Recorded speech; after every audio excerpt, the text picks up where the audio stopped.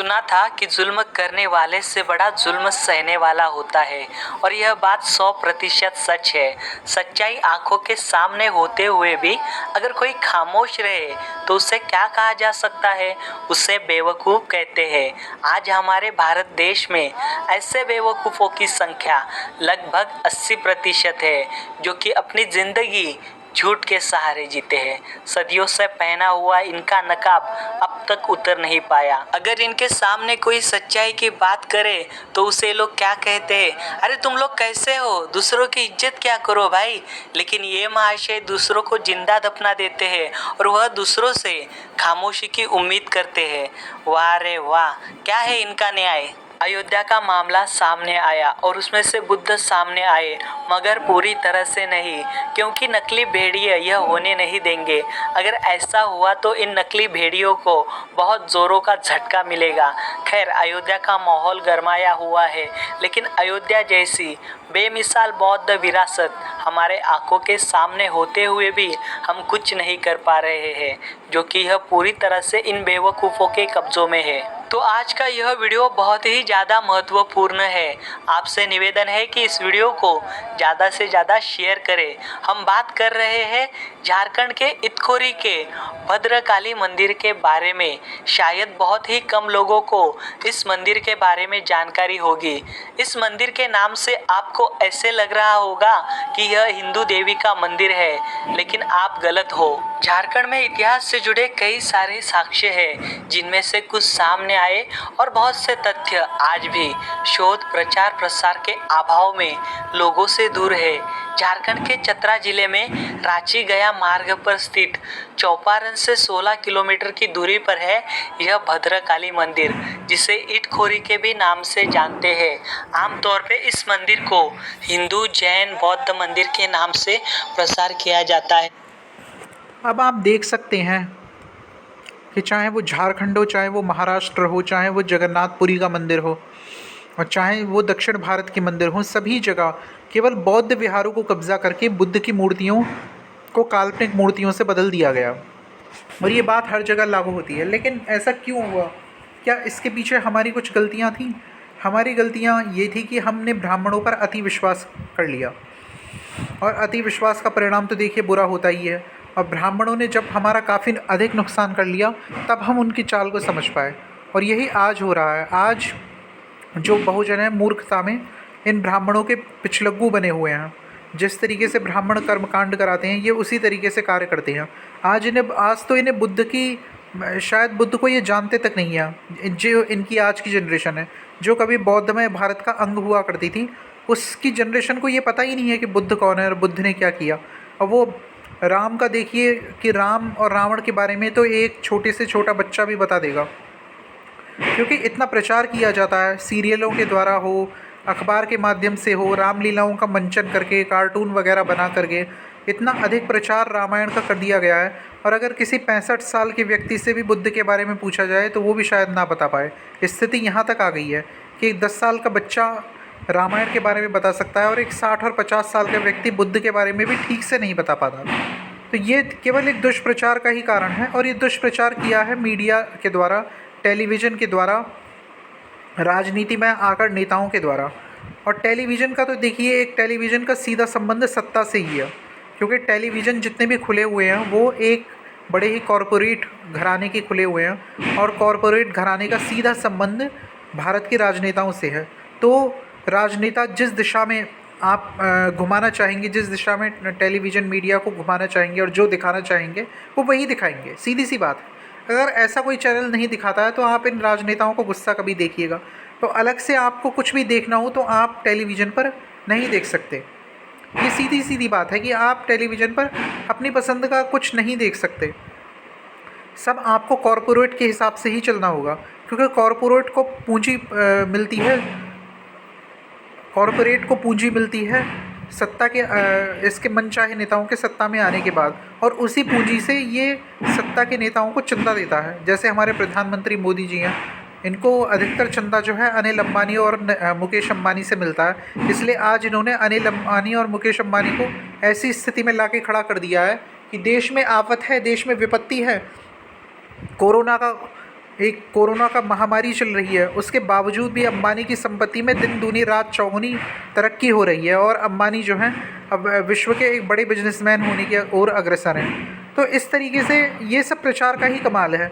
और देखिए प्रचार इस तरीके का किया गया, आए दिन ये हंगामा खड़ा किया, रथ यात्रा की गई, ताकि लोगों के दिमाग में एक तरीके से बिल्कुल बिठा दिया जाए कि ये तो ये राम की ही भूमि है।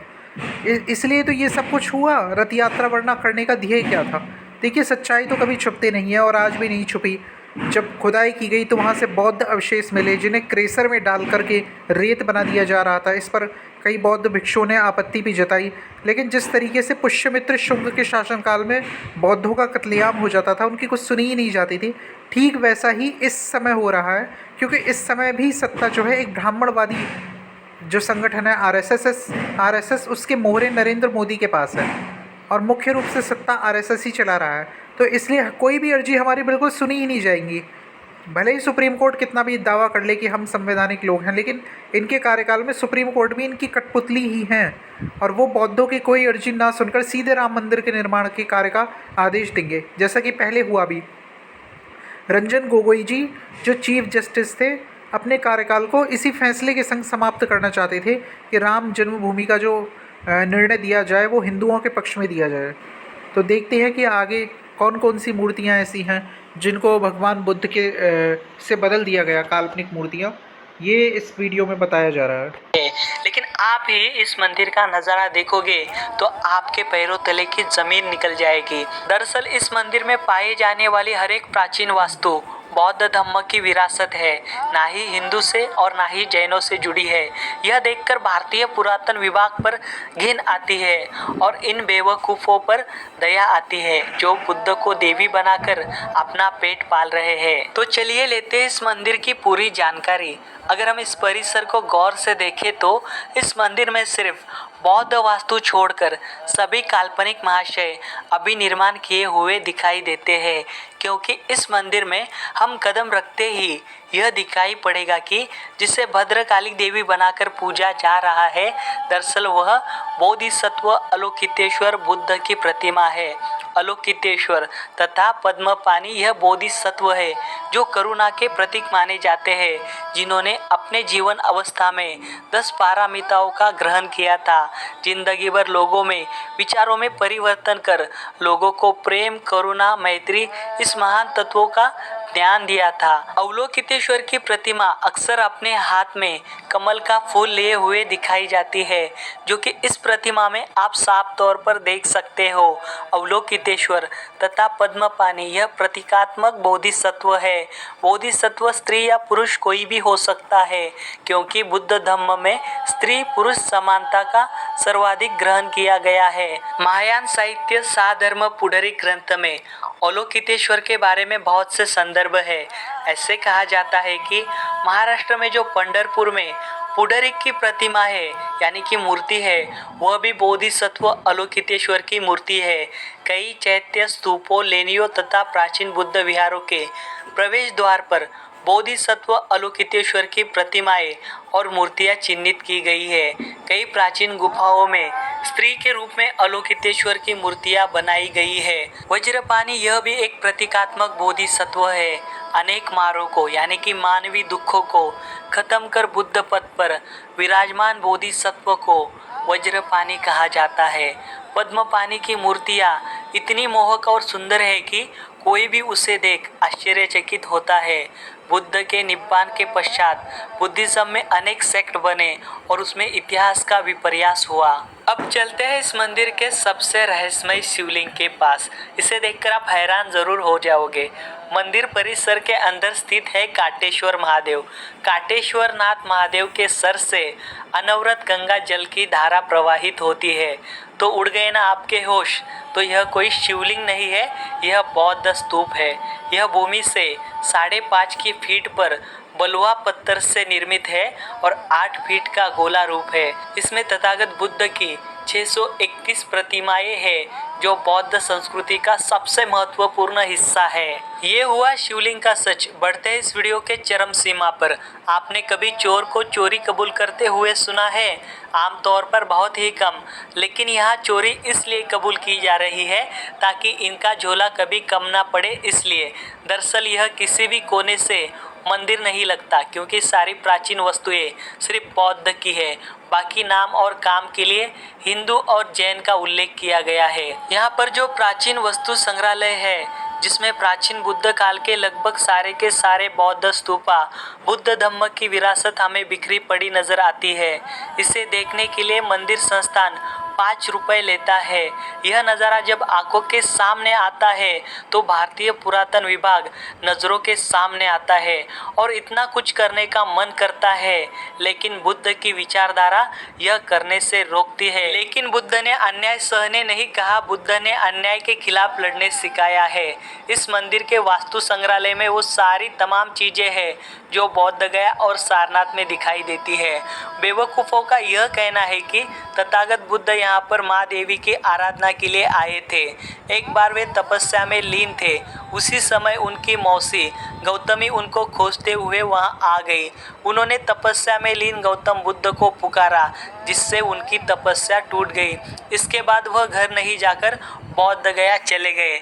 उनकी मौसी उसी समय बोली, इति खोई, इसका मतलब मैंने अपने पुत्र को यहीं खो दिया। हमें प्राचीन दस्तावेजों से यह पता चलता है कि तथागत बुद्ध धम्मचारिका करने हेतु मैलों दूर जाया करते थे और उसकी सारी जानकारी त्रिपिटक में दर्ज की जाती थी, और वह इस परिसर में भी चारिका करने हेतु आए थे। इसलिए इस परिसर में प्राचीन वस्तु का भंडार हमें दिखाई देता है। इन्हीं सारी बौद्ध विरासत को जमा कर यहाँ देवी का मंदिर बना दिया गया है और कमाई का धंधा बना दिया गया है। शर्म आनी चाहिए ऐसे बेवकूफ़ों को और भारतीय पुरातन विभाग को इसे नज़रअंदाज कर वर्ण व्यवस्था का गुलाम बन बैठा है। भारत में इसी तरह की तमाम बौद्ध विरासत आज भी मौजूद है और वह अंधभक्तों के कब्जों में है। तो आपसे अनुरोध रहेगा कि आप सतर्क रहें और इस वीडियो को ज़्यादा से ज़्यादा शेयर करें। अगर आपको यह वीडियो पसंद आए तो इस वीडियो को लाइक करें, कमेंट दें, शेयर करें। अगर आप इस बौद्ध सत्व चैनल पर नए हो तो इस चैनल को सब्सक्राइब करें और साथ ही बेल आइकन को भी प्रेस करें, ताकि इस चैनल की वीडियो आप सबसे पहले देख पाओगे। तो मिलते हैं नए वीडियो के साथ, नई जानकारी के साथ। तब तक जय भीम, नमो बुद्धाय, जय भारत।